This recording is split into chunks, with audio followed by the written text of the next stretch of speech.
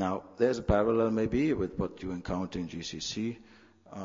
Sub-Saharan Africa, we have, also the huge amount, the huge majority of medicines is being imported, and within Sub-Saharan Africa, we also see a concentration of manufacture on a very small number of markets, 90% actually also of the low share of African manufacturing accounts for just 4 countries.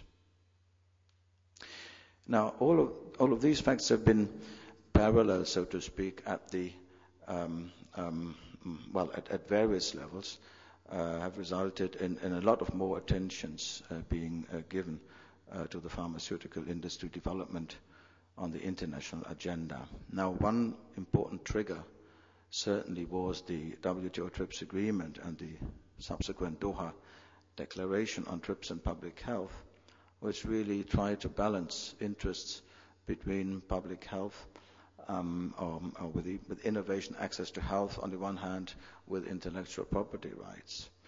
I'm sure you are aware of what is referred to as the TRIPS flexibilities, which include exceptions and a number of, for developing countries or for member countries in general, certain tools that can be resorted to under rather narrowly defined conditions and circumstances. Compulsory licenses is one such thing, which has triggered some attention and also quite some debate ever since this was agreed upon. Now, of course, the LDC issue is of little relevance here, but LDCs are actually exempted, and it shouldn't read December 2005. It should, of course, read December 2015. So that's just a typo. Until which time only LDCs will be obliged to bring their own patent legislation in line with the TRIPS agreement at large. We've also seen lots of agreements that have found their way into bilateral trade agreements that are being referred to as TRIPS Plus, which basically has been about going beyond the obligations that the TRIPS agreement actually prescribes. And in many developing countries, more and more strategic importance is being given to pharmaceutical industries for several reasons. One being security and continuity of medicine supply, not last beyond the present era of drug donation. I'm sure you are aware of the huge international public drug procurement programs that are in place, largely but not exclusively, again, for the 3 big pandemics. Local production is being looked at as a potential conduit to fight substandard and counterfeit medicines because of the bigger ease in conceptually at least, but there's empirical evidence coming in that this is indeed the case in practice, because of the bigger ease to control and monitor production and distribution, etc. And we're looking at other economic spillovers and characteristics of pharmaceutical production that allow us to talk about a strategically important sector in this context. Yes, and this I had already referred to. The truth is that developing country markets have, basically zero access, with a few exceptions, to the internationally funded drug procurement markets, and that has become an issue of concern also politically, and that has contributed to the prominence given to this agenda. And if you look around, you can see this being manifested in this strategic importance, this attention given to the sector. You can see that reflected in a number of decisions and initiatives that have been embarked upon. Now, the WHO, the World Health Assembly, adopted a global strategy and action plan as you can see, I will not read this out, which clearly articulates a need to work on ensuring and helping on technology transfer and production of health products to the developing world. The African Union adopted a Pan-African pharmaceutical manufacturing plan for Africa a few years back. The latest development in this respect was a meeting just 2 weeks ago by the industry ministers, where also the sector was given priority. There are similar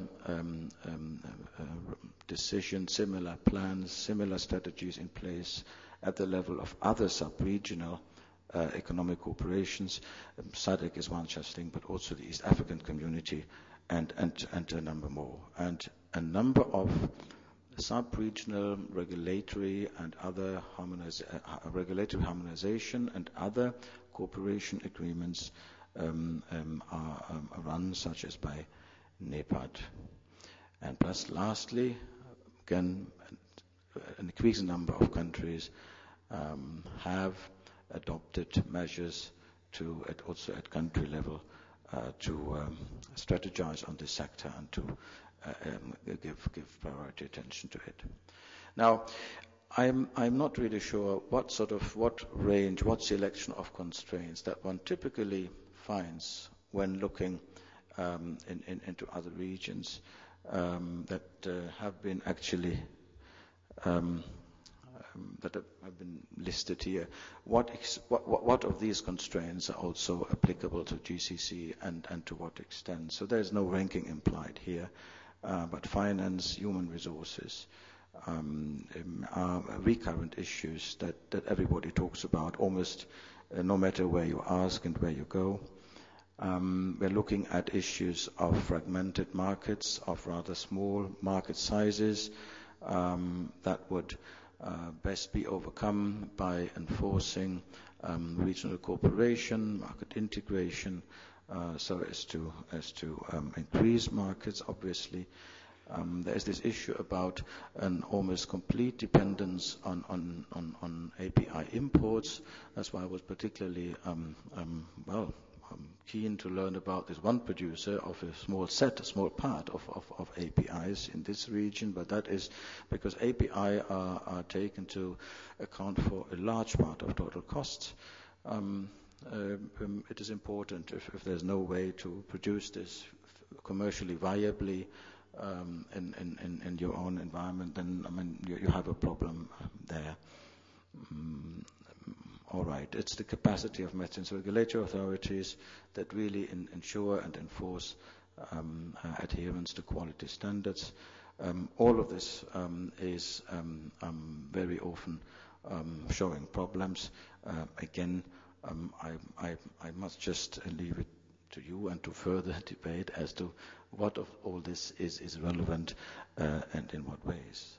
Now, a key challenge that maybe has not come out that strongly so far is that in the international debate there is a lot of talk about the so-called natural tension between public health objectives on the one hand and economic or industrial development objectives on the other.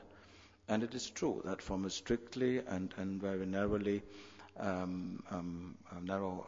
public health perspective, what matters is the access to low-cost supplies of high-quality drugs, and following these three key criteria: quality, safety, and efficacy, which accordingly then, or correspondingly, means that the venue of production is of no, or at least of little importance. Now, obviously, from the industrial policy or industrial development angle, there are other considerations that also need to be taken into account. It's certain economic features of the sector itself and the spillovers and the all-over contributions to a diversified economy that have been referred to before, but it's also, in some ways, a response to the attention paid to a particular market by the big players. And we were hearing that the big players have opened, representative offices, obviously, of late, and are looking at the markets, but okay, and they would have the reasons why nothing more would have happened so far. But this is certainly a good reason to also take a closer look at opportunities for the companies from within.